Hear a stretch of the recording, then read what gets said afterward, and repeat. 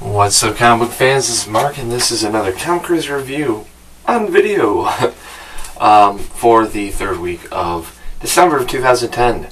I wanted to make sure I was on video again because this is somewhat a special week, seeing that this is probably going to be the most comics I'm ever going to review in one video for a while. Seeing that the show is moving to another channel for a whole bunch of reasons, as well as a whole bunch of really good comics came out.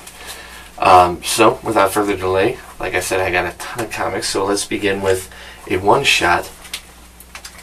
Green Lantern, Plastic Man. This is a one-shot. This is Webs of Mass Deception. I believe. I'm tired. Leave me alone. This is, like I said, a one-shot. This is $5, though. For the price, this comic is not that great. But all in all, if you're a Plastic Man fan and you like the goofiness of the character and you could stand his joking style, you will absolutely love this. If you're a Green Lantern fan and you're coming into this just liking Green Lantern, they do a good job of making Hal Jordan somewhat a badass. However, though, it's kind of weird seeing him be the voice of reason, seeing that we've seen him in Blackest Night and Brightest Day, and the New Guardians storyline, how Jeff Johns has been writing him. He's been more or less the person that rushes into things. He's the guy that doesn't have the plan, and it's kind of offsetting if you're a big Green Lantern fan like me. The art is okay.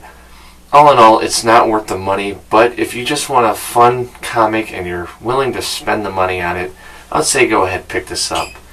But it is just an average comic. I have to give this a 6.5 out of 10. I was about to give it a 7 now. It's not that great. That doesn't deserve a 7. This is What If Amazing Spider-Man Grim Hunt.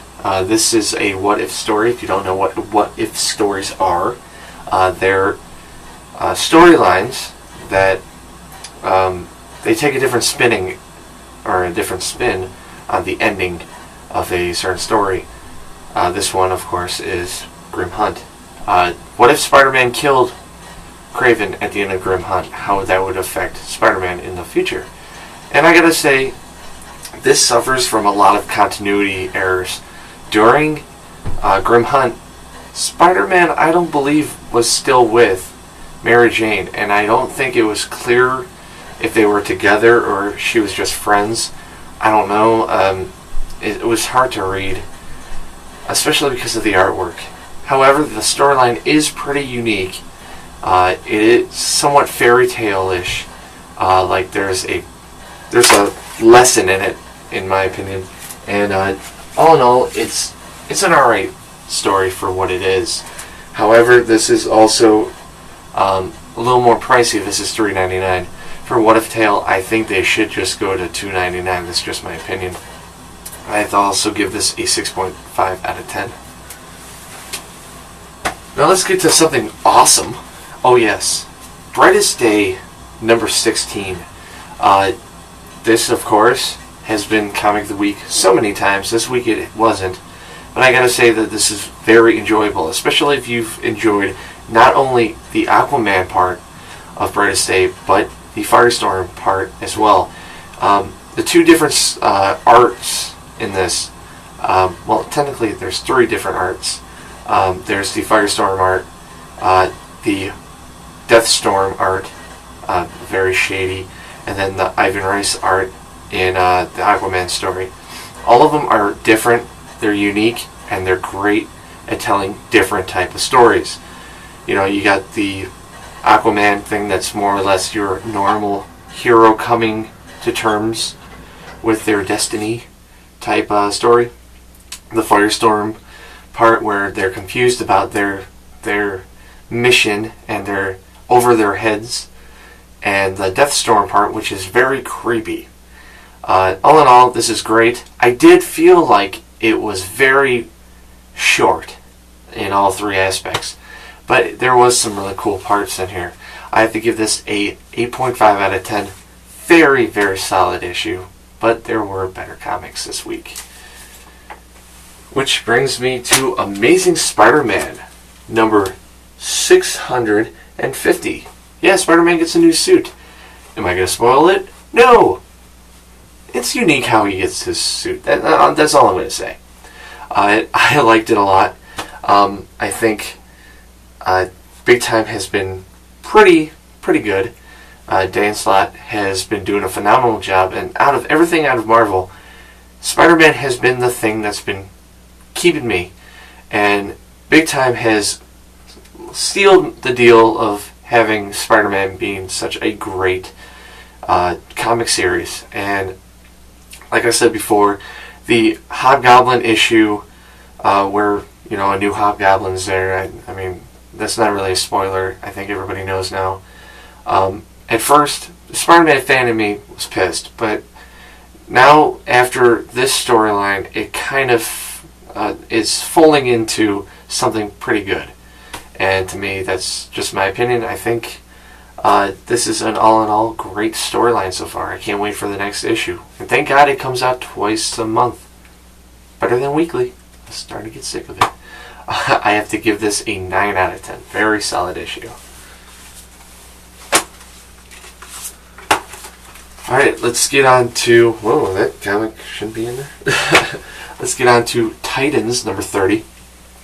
This comic I was probably not going to pick up, but I just decided to. I've been going with the storyline, and I was not disappointed. This was kind of like Teen Titans. This is just a fun comic book. I'm not reading this for the epic storyline or the great artwork, which it's alright artwork, it's different. And the storyline is not bad. It's not the greatest. But it's for the character moments that are in here. We get to see Clayface in here. We get to see, Mr. Freeze, Firefly, Deathstroke, a whole bunch of people just duking it out. Dick Grayson as Batman in the middle of it. Very cool. Very cool. And it's basically starting up a newer storyline. So this would probably be a good jumping on point if you're trying to get into Titans. Now, to all the Deadpool fans out there that are trying to get into Deathstroke, I would say, be warned. He does not put all those puns in. His puns are not funny. They're just being an asshole. So, you will be surprised, but I would say jump onto this one. See if you like it. I have to give this a 7.5 out of 10. Now, a comic that was delayed. Green Lantern Emerald Warrior number 5. This was supposed to come out last week. Even on the website of DC Comics, it was still up there. It came out last week. It didn't. It came out this week. And was it worth the wait? Not really. Out of all the series so far, in my opinion, Emerald Warrior is starting to lack a lot more than Green Lantern Corps. At least Green Lantern Corps has the cool moments in there. This one just feels like it's overflown with dialogue. They keep trying to explain more and more things and not giving you any answers and barely any action. And with a title that has Kilowog and Guy in it, you expect them to have more action, and we really don't get that. In this issue, though, I absolutely love Kilowog's dialogue in this. It really makes you love the character, and that's probably one of the big pluses in this issue. A big minus in this issue is the ending. You think you get some answers, but they don't explain it in the right fashion, I believe. And it just makes you kind of just hate the story at the end. I have to give this a 8 out of 10. It was good, but I want more. And I think the Kilowog thing did hype it up to another level, just me loving that character. I love character moments, and this one had one in it. Now to the comic of the week, and this one will look different than yours if you picked it up, maybe, because this is a variant cover. This is Green Lantern number 60. And yes, you're probably saying, Green Lantern number 60, why? Is it because it's 60? Is it because you get the variant cover? Now, I get the variant cover because they like me at the comic book store. And plus, they like my videos. But, no, that's not why. It's because we finally find out who the hooded character is, and it fits. And it's someone I was not expecting, and I should have. All you Green Lantern fans that have not read this yet, read this.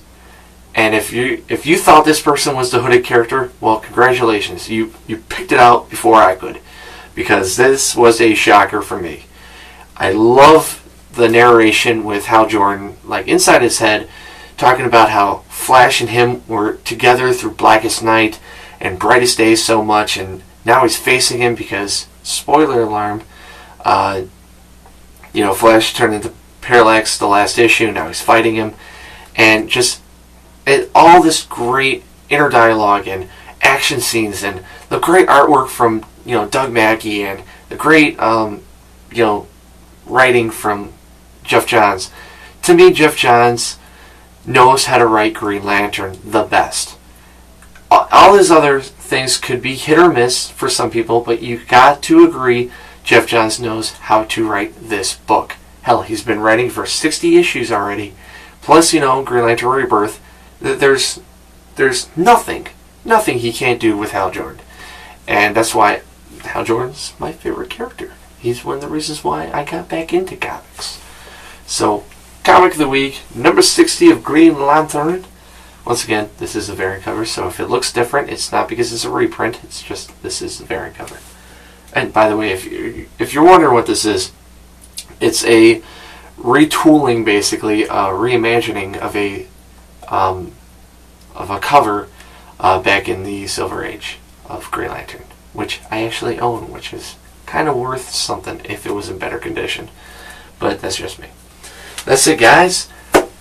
Be sure to check out the website, comicrazyreviews.website.com. Why? Because you guys could vote on some of the nominees for Comic Crazy Reviews 2010 Awards, which will be airing on the new channel, Gorm TV, in January.